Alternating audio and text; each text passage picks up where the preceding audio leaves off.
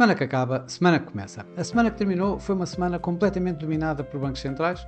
com as atenções especialmente focadas na decisão de taxas da Reserva Federal dos Estados Unidos. Mas ainda assim, houve decisões em todos os sentidos. Tivemos, por exemplo, do Banco Central do Brasil, a decisão de subir taxas de 10,5 para 10,75, isto depois dele ter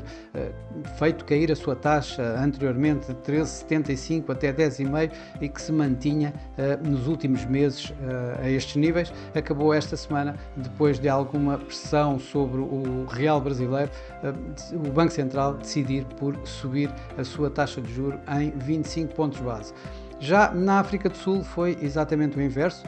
depois de ter mantido as taxas em máximos dos últimos 15 anos durante quase um ano, o Banco Central Sul-Africano decidiu esta semana baixar a sua taxa em 25 pontos base, isto aproveitando também, digamos assim, o corte de taxas de juros que a Reserva Federal tinha feito no dia anterior de 50 pontos base. Por outro lado, tivemos outros bancos que mantiveram as suas taxas nos atuais níveis. O Banco Popular Chinês acabou por manter as suas taxas preferenciais a 1 e a 5 anos inalteradas. O Banco Central da Turquia continua também com a sua taxa de juros inalterada nos 50%, embora a linguagem parecesse um pouco mais dovish do que o esperado pelo próprio mercado. O Norges Bank manteve a sua comunicação ainda hawkish, manteve a sua taxa de juros nos 4,5% e sinalizou que provavelmente irá continuar com essa taxa até ao final do ano ou mesmo durante todo este ano. Outro dos bancos que o mercado estava digamos, atentamente à espera de alguma direção era o Banco de Inglaterra, que sem surpresa manteve a sua taxa de juros nos 5%, mas também continuou a dar, digamos, a ter uma comunicação mais hawkish, dando a noção de que provavelmente este será, dentro dos grandes bancos centrais, o mais hawkish, o que demorará mais tempo a cortar taxas de juros. Isso viu-se de seguida com a Libra a registrar alguns ganhos. No Banco do Japão, Kazuo Ueda foi um pouco mais dovish do que o mercado esperaria. O Banco Central japonês manteve a sua taxa de juros inalterada nos 0,25, manteve também a sua intenção de continuar a subir taxas de juros, mas Kazuo Ueda mostrou-se, digamos, menos preocupado com as perdas do iene, agora que o iene tem vindo a valorizar e que, portanto, dessa forma tem, de alguma forma, combatido a tal inflação crescente que o Banco do Japão tem vindo a acompanhar. Mas, claro, o mercado estava mesmo à espera e atento ao que iria acontecer nos Estados Unidos com a reunião da Reserva Federal. E, de alguma forma, não foi desiludido. Havia uma grande divisão entre os que esperavam 25 pontos corte da taxa de juros e os de 50 pontos base. Nos últimos dias, nos últimos instantes, eu diria que pendia mais para a probabilidade de 50 pontos base e Jerome Powell, digamos que fez a vontade ao mercado, cortando mesmo em 50 pontos a sua taxa de juros, do intervalo 5,25-5,50 para 4,75 a 5. Este corte veio acompanhado de comentários bastante confiantes de que a economia está numa boa situação, está no bom caminho e que este corte musculado, por assim dizer, vem exatamente no sentido de manter a economia aí, nessa situação. Reiterou várias vezes, ou referiu várias vezes, que este corte de taxas de juros não foi para evitar ou para que houvesse neste momento algum sinal de que a economia estivesse mal, que estivesse perto de uma recessão, mas mencionou antes que os riscos ascendentes da inflação e os riscos descendentes do emprego estão mais equilibrados do que estavam anteriormente, ou mesmo deu-os mesmo como equilibrados, e por isso é exatamente nesse sentido que, sabendo-se que com riscos ascendentes de inflação a diminuir e os riscos ascendentes de desemprego a aumentar, acabam por levar, digamos, à possibilidade de haver um aumento do desemprego, e foi exatamente isso que preocupou, digamos, a Reserva Federal nesta quarta-feira passada, durante esta semana, nesta reunião, e que levou, digamos, a esta decisão. Uma decisão que não foi unânime. Michelle Bowman, uma das governadoras da Reserva Federal, votou contra, preferia só 25 pontos, mas mais uma vez o Jerome Powell disse que tinha sido uma discussão bastante construtiva relativamente a esta decisão de taxas de juros. Tivemos as projeções económicas do FED, que reviram o crescimento económico para este ano ligeiramente em baixo, de 2,1% para 2%. A inflação, por outro lado, Core PCE Price Index, foi revisto ligeiramente em baixo, de 2,8% para 2,6%, e a taxa de desemprego subiu, digamos, face às previsões de junho, de 4% para 4,4%. Já na relação dos dot plots, contrariamente ao junho, que tínhamos aqui assim projeções da FOMC para apenas 25 pontos base até ao final do ano, já reparámos que depois foram um pouco diferentes, digamos, este trimestre, em setembro, já que primeiro tivemos um aumento de 50 pontos, e além destes 50 pontos, os dot plot agora projetam mais 2 cortes de 25 pontos, ou seja, projetam mais 50 pontos de cortes de taxa de juros até ao final do ano. Já relativamente a 2025, ela baixa, a taxa mediana baixa dos 4,1% para 3,4%, e para 2026, então, passa de 3,1% para 2,9% a projeção das taxas de juros nos finais desses anos, portanto, com o FED a colocar um pouco mais baixo, digamos, a sua meta de taxa de juros neutra nos Estados Unidos. Ora, e tudo isto acabou por levar um mercado acionista de alguma forma a ganhos. Não foi consensual, tivemos aqui alguma volatilidade, tivemos na Ásia ganhos curiosamente bastante relevantes. Temos aqui o Nikkei a ganhar mais de 3% durante esta semana. Na Europa tivemos entre ganhos e perdas, ou com ganhos relativamente modestos, e aqui temos o Eurostoxx 50, que foi um dos índices que mais ganhou na Europa esta semana, a ganhar 0,6%, enquanto nos Estados Unidos os ganhos foram relativamente comedidos. Tivemos Dow Jones e S&P 500 a registrar novos máximos históricos, e o Nasdaq a terminar a semana a ganhar 1,5%. Cá por Portugal, o PSI teve um pouco abaixo do desempenho dos restantes índices, com uma perda esta semana de cerca de 1,8%, pressionado por um lado o EDP Renováveis, que foi a que mais caiu esta semana, depois da que mais ganhou na semana passada. Esta semana perdeu 5,7%, enquanto o BCP foi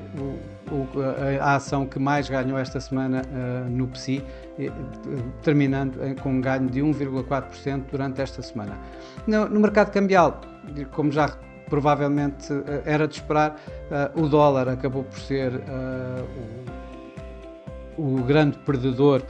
desta semana. Mesmo assim, não houve uma grande volatilidade, nem perdas acentuadas. O euro-dólar subiu de 1,1070 à volta disso, 1,1070, 1,1075 dos níveis de abertura da semana, para fechar à volta de 1,1160. Curiosamente, também quem perdeu desta semana foi o iene japonês, com aquela voltinha mais dovish que nós já tínhamos referido relativamente por parte de Kazuo Ueda, por parte do governador do Banco Central japonês. Uma das moedas que mais ganham esta semana, talvez com o risco, o sentimento de risco a voltar ao mercado, foi a coroa norueguesa. Por outro lado, uma das também que mais perdeu em conjunto com o iene japonês e, digamos, impulsionado ou pressionado, neste caso, por os ganhos, pelos cortes de taxas de juros da Reserva Federal, foi o franco suíço. Nos mercados emergentes, o peso mexicano voltou a ser a moeda que mais perdeu, e perdendo contra o dólar cerca de 1,1% e um pouco mais contra o euro. Já o rand sul-africano, apesar de ter cortado 25 pontos na sua taxa de juro esta semana, continua a beneficiar, digamos, de algum arrefecimento do dólar, tanto em termos de valor do dólar como também da sua taxa de juro, o que levou o rand sul-africano a ganhar face ao dólar cerca de 2%, um pouco menos de 2%. Nos mercados das commodities, o ouro voltou a registrar novos máximos históricos, desta vez em torno de 2.625 dólares por onça, terminando a semana a ganhar 1,4%, isto obviamente impulsionado tanto pelos cortes de taxa de juro nos Estados Unidos, principalmente este forte corte de 50 pontos, como ainda pelo aumento das tensões geopolíticas no Médio Oriente. Tensões essas geopolíticas que acabaram também por levar uma vez mais o petróleo a ganhar. Foi a segunda semana consecutiva que os preços do petróleo ganharam,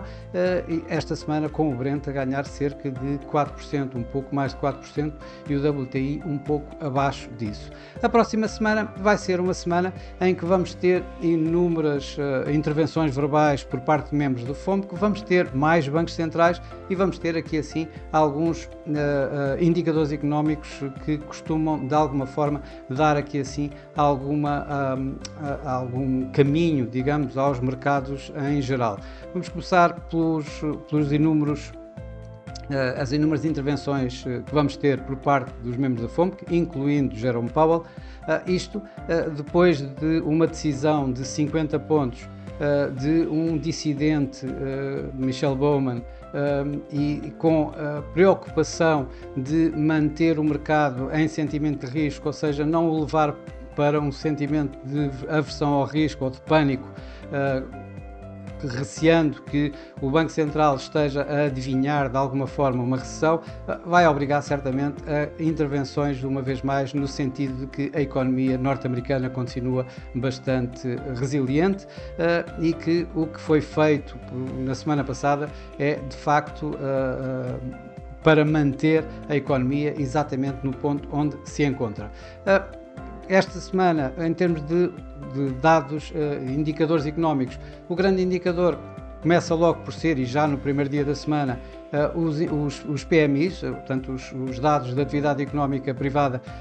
a nível global. Obviamente que o maior impacto que ultimamente se tem sentido no mercado relativamente a este indicador acaba por ser na zona euro, em que esperamos, ou o mercado está a estimar de alguma forma, alguma continuação do recuo dessa mesma atividade económica, portanto pressionando mais uma vez o euro, e também nos Estados Unidos os mercados vão estar atentos aos mesmos PMIs, esperando também aqui assim algum recuo nos serviços e talvez um novo avanço no PMI industrial, embora continuando ainda a mostrar recessão neste sentido. Os mercados irão depois, entretanto, estar à espera dos dados da inflação, tanto na Europa, que vamos ter dados da inflação em Espanha e em França, que antecedem os da semana seguinte, os dados agregados da inflação na zona do euro, mas principalmente da medida preferida de inflação do FED, o Core PCE Price Index, onde o mercado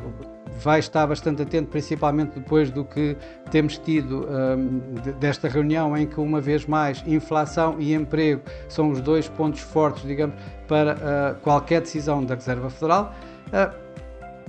O mercado estima uma subida de 0,2% nos preços a nível mensal, com a inflação anual do PCE Core Price Index a manter-se nos 2,6%. Eu diria também que o mercado estará especialmente atento aos dados semanais dos novos pedidos de subsídio de desemprego que saem à quinta-feira, que têm vindo a ter algum impacto nos mercados, principalmente no dólar e nas taxas de juros, nas yields obrigacionistas. Mais uma semana de bancos centrais e aqui o Banco do México provavelmente vai manter a sua taxa de juros nos 10,75, depois de alguma agitação nos mercados cambiais, e nomeadamente no peso mexicano, que tem vindo a registrar algumas perdas. O Banco Central Sueco, o Riksbank, deverá continuar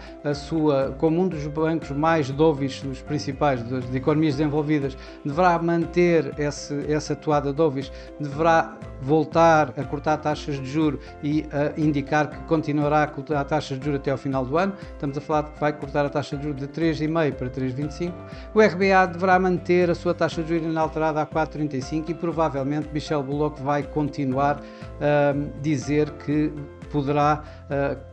tanto manter como subir taxas de juros, como cortar essas mesmas taxas de juros depois de mais dados fortes do mercado de trabalho e uma inflação a continuar acima das projeções do próprio RBA. Por fim, no Banco Nacional da Suíça, este senhor Thomas Jordan vai liderar a última reunião no Banco Nacional de Suíça, anunciou a sua saída para este mês e, portanto, para o próximo mês vai ser substituído pelo seu vice-presidente atual, e o mercado está à espera que o Banco Nacional Suíço corte a sua taxa de juros uma vez mais, a terceira vez, desta vez de 1,25% para 1%. Bom, e para já é tudo. Desejo a todos uma boa semana, bons negócios, e para a semana cá estarei com mais um Semana que Acaba, Semana que Começa. Até lá!